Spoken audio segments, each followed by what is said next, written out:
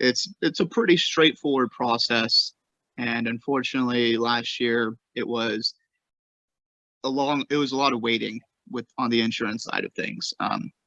Due to COVID, a lot of insurance companies had cut a lot of their adjuster staff, and so there was just adjuster shortages for the insurance companies that were sending people out. And so a car might get to our shop. And this is something that you have to explain to your customers is we might get the car and the repairs might only take 2 days to do actually, but that car still might have to be there for 2 weeks. And the reasoning being is it comes in, we have to do our estimates, and we can't start working on the vehicle until the insurance company and us agree on a price, essentially. And that can take a couple of weeks, that negotiation process. It might take them 10 days just to send an adjuster out to look at the car. And so you have to really caution this to the customer and have them be patient, ask them to be patient. They can call their insurance company if they'd like. That's always honestly pretty encouraged sometimes. And it can help speed up the process of an adjuster getting out there. Because a lot of times those customers are given the direct line and phone number to that adjuster. And so they can call him directly and say, hey, why haven't you looked at my car yet? Why haven't you looked at my car yet? And it can speed up the process, or it can just annoy the adjuster. Well, and that's the thing, right? We are the body shop we are trying to get money out of the insurance company. Whereas if the customer's calling, they're the customer. They're the ones paying the insurance company. So the insurance company reacts differently to us calling than the customer calling. Just simply, it's, follow the money. You'll figure out the answer pretty quickly. Yeah. You mentioned, so I want to go a little bit more detail into like why it's so important that we keep the car at the shop during that time. Like if we got our estimate done and we're going to be waiting and negotiating, why do we need the car? Well, a couple of things. One, at that point in time, if we have the car, it's going to be completely circled up. We know where all the damage is on the car.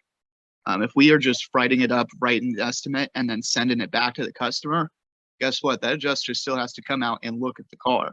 At that point, it's once again not going to be in ideal conditions. It's going to be out in this customer's driveway. The adjuster might show up at 3 o'clock in the afternoon where the sun's beating down on this car.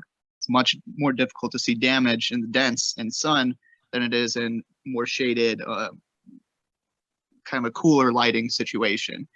And so at that point, we might have written an estimate for 5,000. That adjuster gets out there and still only sees 3,000 in damage.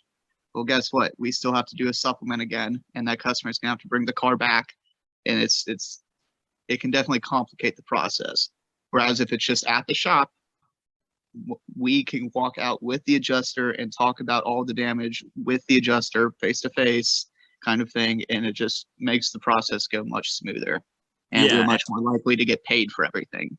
And I think you'd be great at talking to this too. I mean, you can talk about that tech relationship. How many times does Rusty come over and yelled at the estimators? Because the technicians, they don't know which dents we're getting paid for and which ones they're not. The technicians just know that they need to fix every dent. Yeah, and so you come into some things where there might be a slight ripple or I missed a dent on a panel. This would probably be the most common one. I did it. Roger did it. We're human. We're looking at hundreds of cars, multiple cars a day, looking thousands of dents a day. We're going to miss a couple. And so, for example, on a door, we might not see a dent or something like that.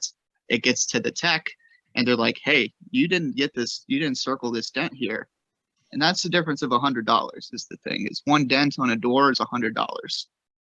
And so that tech, I mean, it's going to say, hey, can you supplement this? And then I do have to take pictures of this dent, circle it, send it off to the insurance company, and ask for an additional amount. Right. And it's not even about missing damage. We've talked so much about smalling or shrinking that gap between what the insurance company is paying versus what the actual damage is. I mean, that's why we have this, your team is, if we're not getting every dollar out of that repair, it's the technicians that sometimes suffer because of it. Exactly. And they have that's the thing. The technicians are independent contractors is the thing. And so they get paid on basically not per car. They're not getting like $500 per car. they're getting paid a percentage of the total estimate. And so if that total estimate, if we're missing things, other stuff like that, then they're not going to be very happy. They're getting paid less from doing more work. Exactly, because it's not like the technician is like, hey, we found 800 dents on this car. Once you get to 800 dents, just stop. Like, they get the car and they fix everything that is hail related. It doesn't matter what the car paid. Yep. And that's a huge difference. Like I said, that's why this insurance company, that's why it's worth us keeping that car for 2 weeks and making sure we get every dollar out of it, versus in jumping through all those hoops and then maybe getting paid $1,000 less. Not only does that hurt the company, but like it hurts everybody involved on that car and on that deal. Yeah, exactly. And so just things to be, once again, that probably isn't going to touch too much into what y'all are going to be doing, but it's just more knowledge. And being able to explain that to a customer and being like, hey, I need you to be patient with us. Or like, customers do ask, like, there's like, well, the car takes 2 days to repair. Why do you need it for so long? It's like, well, we have to deal with your insurance company for this long. And they're like, why is that important, or whatever it is. And that's the cool thing about Universal. And you can talk to it, even though, yes, we talk a lot about money.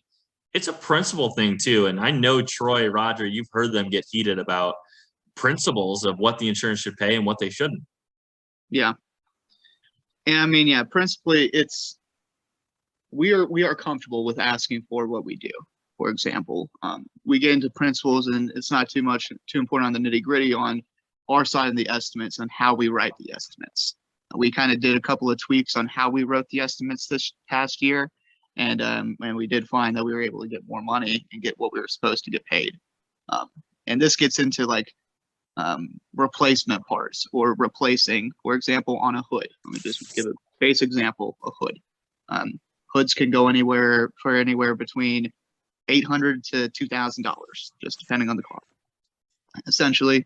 And so if we have a hood, I come in, I estimate this hood, and it's going to cost $13,000 to repair it. Well, the insurance company is not going to pay us $13,000 because the replacement hood is only worth $1,000. They're only going to pay $1,000. So at that point, we have to make the decision: are we going to replace, or are we going to repair the hood?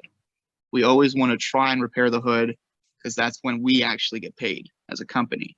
Because if we replace a hood, if we have to replace it, we have to send it to a different body shop for them to do the painting and the replacing. We only repair. And it depends on the storm. I mean, I feel like when we were in Arkansas, we didn't do a whole lot of replacing hoods. But in Austin, we barely did. And then in Austin, though, there was very heavy damage. I mean, the hail was putting out windshields and back glasses and that kind of thing. Like, it was very large hail in certain parts. And so we had no choice but to replace a lot of these hoods. I mean, it can get to a point where it's just not feasible to repair them.